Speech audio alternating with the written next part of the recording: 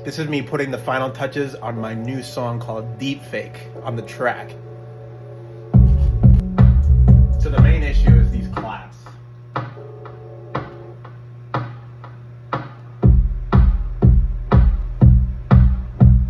The question is, do I just go for a completely different sound? Do I layer it with a new sound? Or do I just tweak the original sound? I actually think if we pitch, it might be a pitch question, because I think if we play with the pitch of that clap, if we play with the pitch of that clap, we might have something. I could probably use a better pitch shifter. If anybody knows of a good, a really high quality pitch shifter, I would love to know what that is, because some of my pitch shifters end up making my stuff sound a little too chipmunky. I don't know.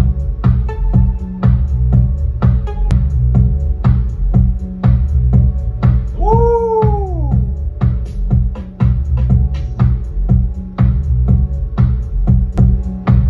Feels a little more, there's a little more life to it, but it's still not there. I still think it needs another sound, but I think from a pitch perspective, that might be the sweet spot. Ooh. Yep, it's like getting into a hot tub. Ooh.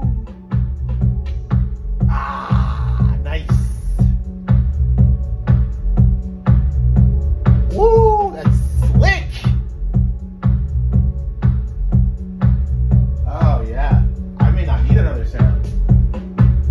Yeah, that's great. Now we just need an additional clap. Not need, but now we can use an additional clap. Is this on? And then, because I want it to like slap, I don't want it to, because this is just, as it is right now, it's like all just really smooth. But I want it to like actually snap.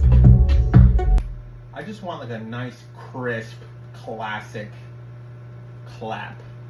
Because the one I have right now is already like unique and adds an air of mystery to things. But I just want something that's just like a good classic, just like what time it is as soon as you hear it.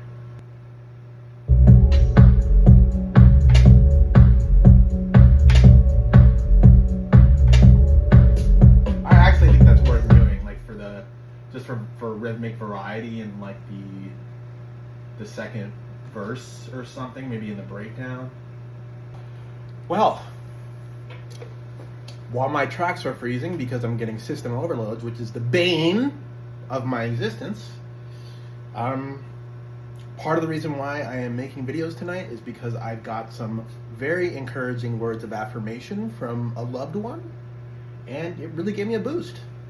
That is my love language, when people just appreciate the shit that I do and like who I am, And Jalen Brunson from the Knicks, who just won a championship, was like, don't, so many people are going to tell you you can't do what, it's such a cliche, it is, but like, I think the twist on it, I would say, is the idea that like,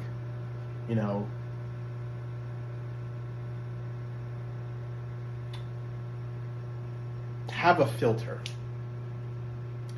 Have a screen filter, even from people, just from whoever, and choose deliberately what you abide by, I guess I would say, regardless of source.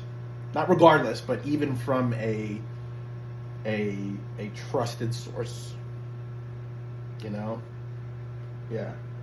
One of the things I learned in school was like, it's a good habit to get into, to just check what the source of the information is, and if it's just from some unknown or dubious source, it's like fruit from a poisonous tree. It's like, they may make a couple good points, but if the source isn't airtight, it's good to be cautious. And even if it is a trusted source, it's still good to be cautious what you listen to and what you internalize,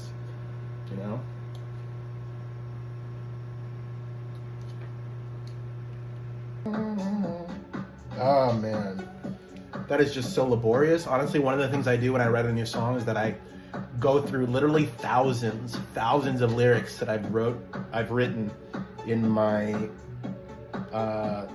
notes over the years, dog, it'll easily take 2.5 hours just to go through all the lyrics that I've written over 10-15 year period, and just see if there's any words that fit with the beat. And it helps. It makes a difference, because it's like you could either just write a full song from scratch 100%, or you can write a good amount of it from scratch and then throw in these little spicy little nuggets that you've written over the years that can really make a song pop. I did that with Better Be Worth It. If you haven't heard that, that's a good one. In fact, I might even play that. But one of the lines from Better Be Worth It is like, girl, you look like you exfoliate. And I've had people hear that and be like, what? And that was a line I wrote years ago, but I just dropped it in one of these because it fit with the beat. Yeah. So it's worth it, but it's time consuming, and it requires a good amount of focus, I would say. Okay, we're done freezing. Want to see something cool? This is what I started with Deepfake. That looks like the scribblings of a madman, but they're not. I got the idea of Deepfake, and then from there I did real or Deepfake. I was thinking about making the song about AI and like how Deepfake actually means like AI generated images and stuff. I was thinking about doing something about espionage in this song, like what is real espionage, you know. I was even thinking about that song, that movie, Allies, with Brad Pitt and Cotillard or whatever. And just like, was their marriage real at all? Like, just interesting espionage kind of stuff. And then, is she a deepfake came to me too. And then I did that with the Apple Pencil. And then I came up with, who is the deepfake? Is she the deepfake? Who is the deepfake? Are we the deepfake? And then Undercover Angel, is she hiding something fatal? Who is the deepfake? Is she the deepfake? Yeah.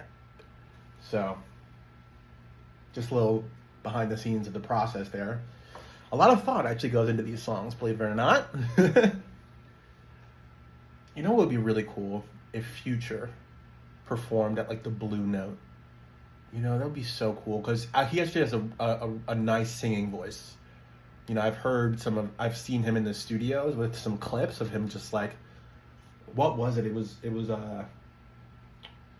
God damn it. It was like, whenever I sip on codeine, I get vulnerable. That song. When I heard him sing that without the auto-tune, I was like, yeah, clearly he's got a nice voice. And I just think he's so melodically brilliant. And I think if he had like a nice jazz band behind him to like embellish and just complicate his songs, you know, and just have him sit there on a stool and just deliver all his melodic genius and his lyrical prowess, that would just be a really special concert. I would pay so much money to just see him do that. Yeah. And just like the juxtaposition of his amazing, gritty, just super edgy lyrics against like just a smooth ass in the pocket jazz band. God damn, I would love to see that. Woo. Like an acoustic, even like a Tiny Desk Future concert. Wow, that would probably be just mind-blowing, dog. Oof, I remember when T-Pain did it and like people lost their minds. I mean, here's the myth I would like to bust. People pause. Anyway, here's a myth. People think that if you use auto-tune, you don't have to know how to be able to sing. But trust me, like, that's not true. You still got to be able to hit the notes with auto-tune. Auto-tune is just an enhancer and like a precision tool. And there's sometimes you hit the wrong note and like Melodyne or auto-tune can help, but like so often for it to actually sound good, you still need a good voice, you know? Otherwise, sometimes you just sound too robotic and you just like, you can feel that shit in your soul when someone can't sing and they've got a shit ton of auto-tune on. But like usually when auto-tune works best, it's like a magnifier, an enhancer. So, not really a hot take, but something of a hot take, I suppose. Thank you for hanging with me. It's nice to know that maybe someone will watch this. Okay. All right, we are back in business.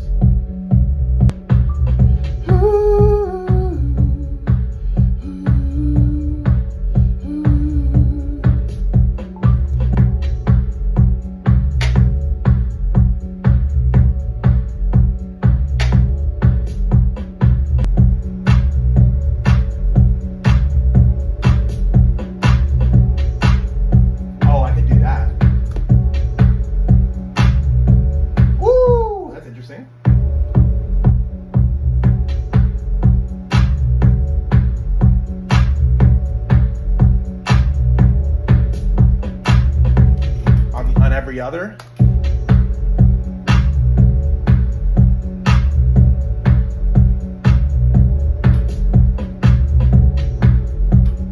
Oh, that kind of came alive.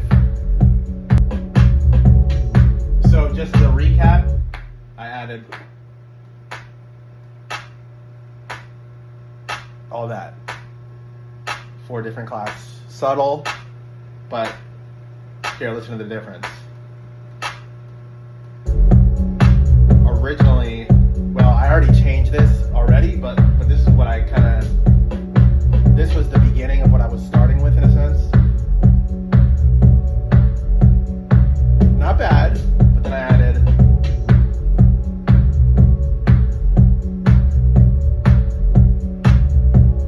see what I'm saying? It just gives it a little more bite. That's what it is, bite. That's what I wanted, more bite. Okay, good. I'm gonna continue this video.